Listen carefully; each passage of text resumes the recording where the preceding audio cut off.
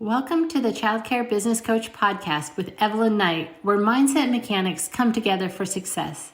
Evelyn Knight is the leader of the ECE revolution and is on a mission to touch 1 million children's lives through the elevation of the ECE community. Good morning, everybody, or afternoon if you're watching the replay, or I guess if you're on the East Coast, right? Because my morning is your afternoon if you're on the East Coast here.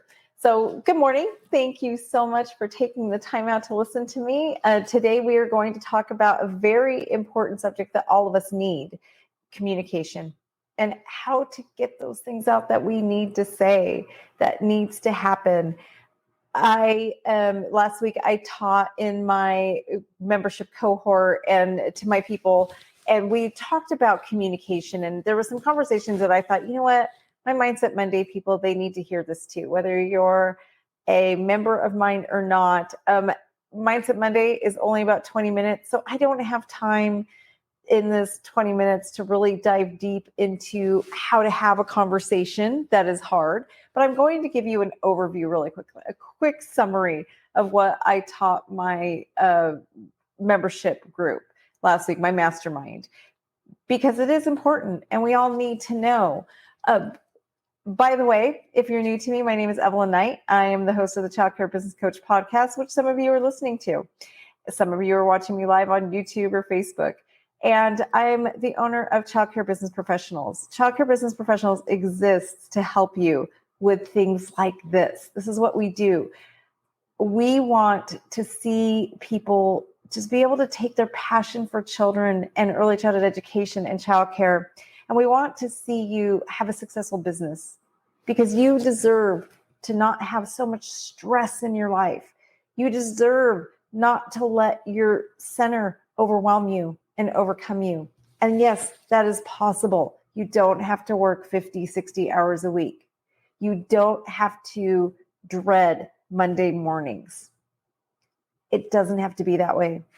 And that is what I'm dedicated to help. And that's what I help my mastermind members with, is just to find that passion again and to love your center.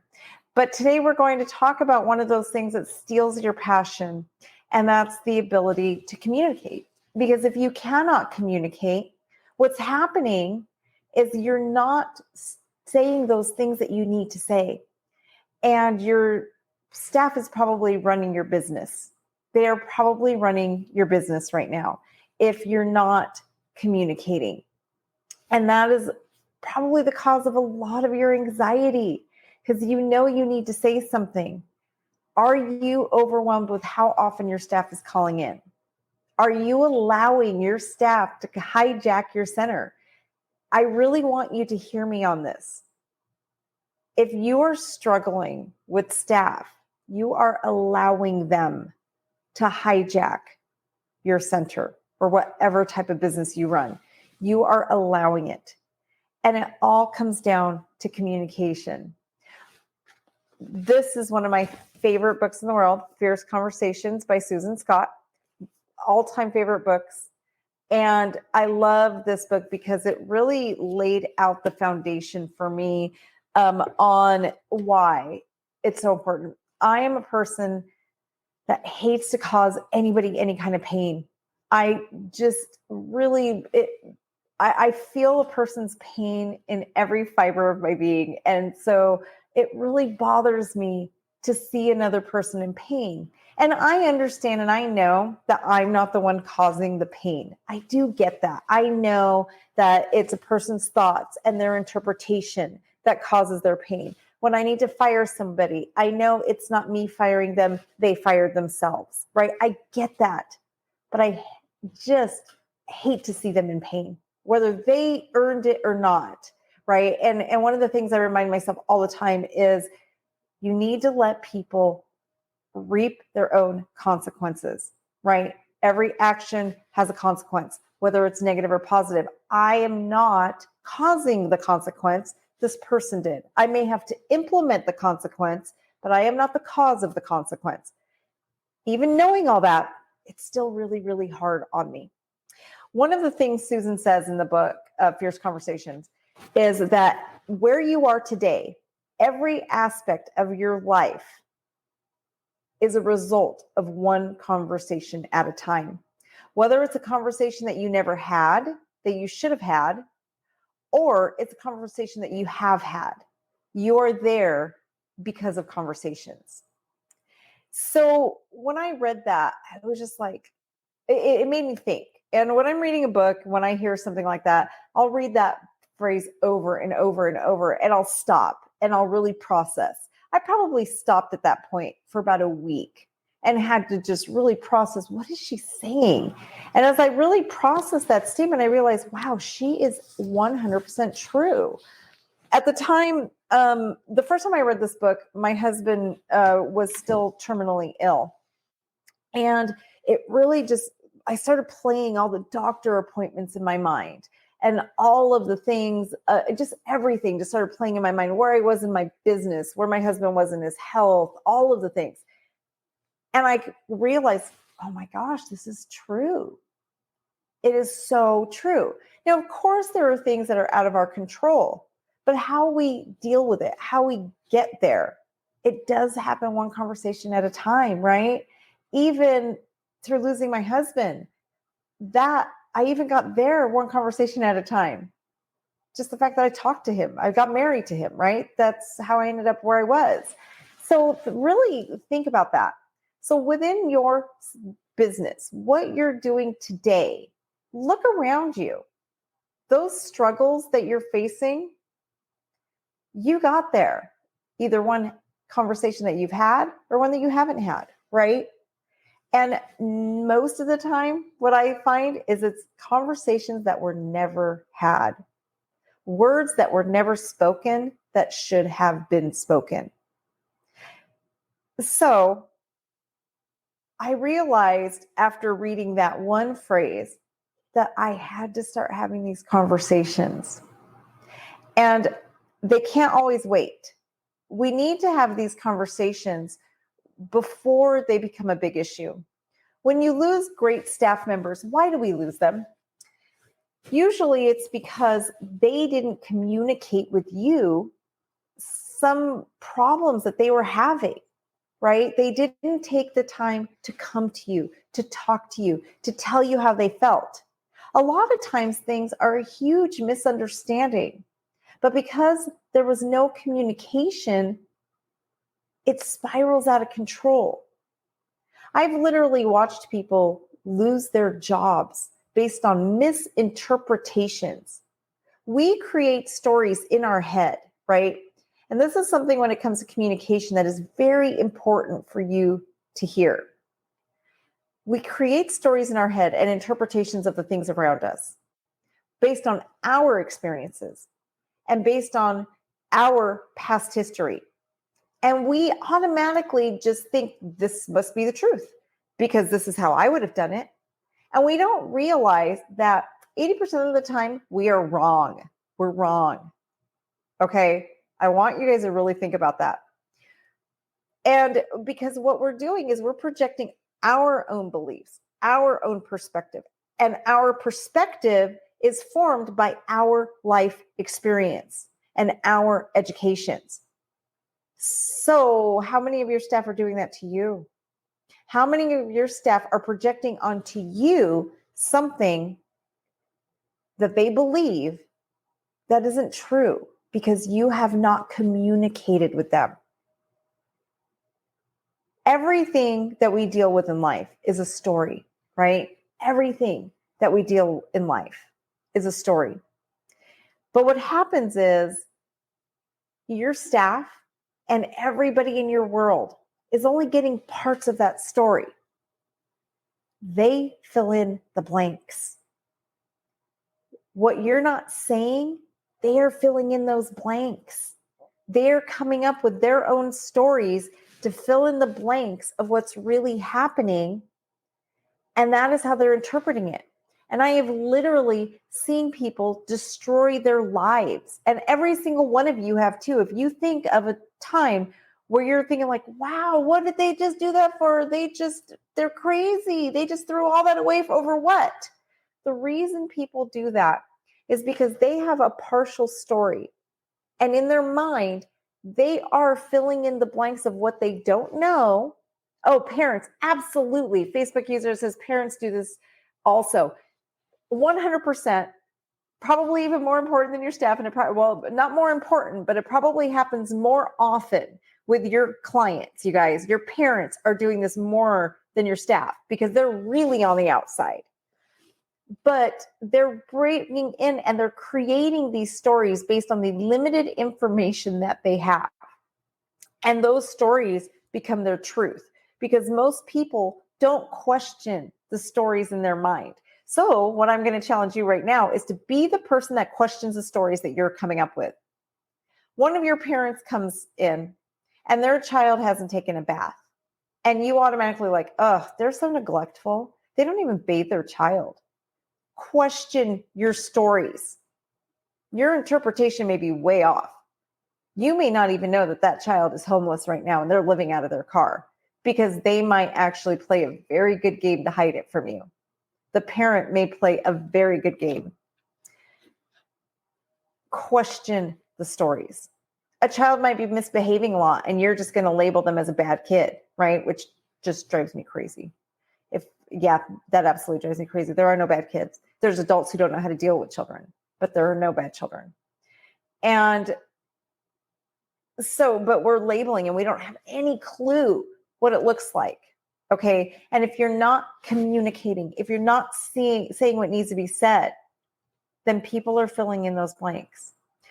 When it comes to parents, I really want to put it in perspective. Your parents are in your buildings for maybe 10 minutes a day, if that. They come in the morning, they drop off, they say their hellos, they say goodbye, they walk out. They come and pick up in the evenings. They say their hellos, they pick up their child, they walk out. That is all they're seeing of your childcare center.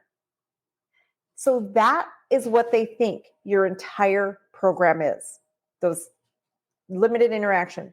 So I want you to take a minute and really think about what that is. When drop off and pickup time, what are your parents seeing? Because that's what they think their child is doing all day long. We know it's not, but how else are they supposed to know?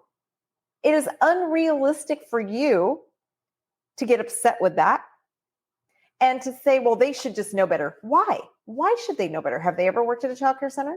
Have they ever worked at a quality one? Because some of my parents have worked at childcare centers, but they haven't worked at one that's high quality like mine. So if we are not communicating and showing them what we do, how are they supposed to know? Right? So communication is key. The first thing you want to do is set up your expectations. People get upset because of expectations that are not met. That's all. Think about it. Everything that you have been angry with, you get mad at your husband, you get mad at your boss, you get mad at state, whatever. It's because you have an expectation of how something should be. And it didn't happen that way. And now you're disappointed and now you're angry. You think it should look like this, but this is what the reality is, right? So it's unmet expectations. So how do you avoid that? You voice your expectations. You basically show people ahead of time, this is exactly what it is, right? And then they don't have unmet expectations. You show them from the start, this is what it looks like. And then their expectations are met. I so often hear providers out there who are struggling with getting payment because their families don't understand that they pay for enrollment, not attendance. But I have to pause and ask every single time, well, have you educated them on that? How do you expect them just to know? That's on you, not them. If your parent's upset because they have to pay for a day that their child met or they missed, that's because you created expectations for them or you didn't, right? You never created any kind of expectation. So now they're disappointed because they didn't expect that. They didn't see it coming. Now imagine doing what I do. Parents go through an orientation where they know ahead of time, you will be charged whether your child is here or not, period. You're going to be charged whether your child is here or not because you are paying for enrollment into my program not for attendance. You're paying for that space. You're paying for your being here, right? Just like a private K through 12, you're paying for enrollment, not attendance. When parents understand that and they have that expectation moving forward, it changes the whole dynamic and you no longer fight over things like that. Your staff. One of the things I teach is there's no such thing as common sense. I know that's hard, but it's true. And I can guarantee you something that I think is common sense, you do not. And something that you think is common sense, I have no idea about, because there is no such thing. So get rid of the concept of common sense. Okay. Let it go. It will free you. And now communicate everything. Yes, your staff needs to know, and you need to communicate that they have to show up to work every day. I know that's ridiculous. It sounds ridiculous, right? For me and my brain's like, oh my gosh, this is one of those things that is a pet peeve of mine. But it's the truth. We have to communicate. We have to teach them, set up that expectation. I expect you to be here every single day because in order to meet ratios, you need to be here and I rely on you. And we cannot be out of compliance. And so explain it to them. And then they know that you're not going to put up with excessive call-ins. Now, if they do, that's when you have to have the tough conversations. They have to be had. That's when you have to be able to go to them and say, hey, we have a problem here. And things like this can be done kind. It doesn't have to be you screaming and yelling. It doesn't have to be you using extreme language, right? It doesn't have to be like, you always do this and we cannot rely on you. You are not a reliable staff member and therefore you are on probation. Instead, you can come to them from a point of, hey, the center needs you here. Everything works together as a flow. And when you're not here, not only does it disrupt the flow of our center, but the children really suffer from it because now we're not providing the consistency that they deserve. It throws off the rest of the staff and it really, really adds pressure and stress to your coworkers when you don't show up. So we depend on you to be here, and it is very important that you show up. It is causing quite a strain that you've called in 4 times this quarter. So we're going to have to put you on a 90-day probationary period at this point. And actually, I wouldn't even phrase it that way. I would say we will be putting you on a 90-day probation at this point. And then explain what that means. If you call in, if you're late or anything, it will result in termination over the next 90 days, right? And stick to your guns. If you threaten and you don't follow through, it means nothing. Absolutely nothing. Another thing on that is that you also have to remember and know that it's okay if you have to fire somebody. You will replace them. Everybody, right? Well, a lot of you out there are scared. And it's hard to hire. I get that right now. But you cannot let your staff hold you hostage or they're running the center. And that's why you're in the position. That's why you're stressed. That's why you're exhausted, because you are letting them hold you hostage. You will hire someone else. It is better to be understaffed and have to work a classroom yourself than it is to have a toxic employee, because they are poisoning the entire staff. So really keep that in mind. Also, if you're letting one person get away with everything, you're going to lose your good employees. You're going to lose them because they're going to be upset and disgusted with the fact that these people are getting away with everything. And then the other employees are going to start doing the same. And soon you're going to have this huge snowball effect because they're like, well, if they do it, why can't I? Right? So the people who have a really good work ethic, they're not going to be able to take advantage of you, but they're not going to work for you either. They're going to leave and go find a healthy work environment, because when you're not communicating, you're creating a very unhealthy environment. And also when you're not communicating in a healthy manner. So you have to be able to communicate in a healthy manner. One of the things I'm really working on in my own personal life right now and professional is that I tend to speak in absolutes. I use a lot of absolute language. And so a lot of times when I'm speaking, what I'm saying can sound very extreme and very, just very strong. So I'm really starting to learn how to soften that a little bit. And many of you need to do the same thing. Just like I said, need to, right?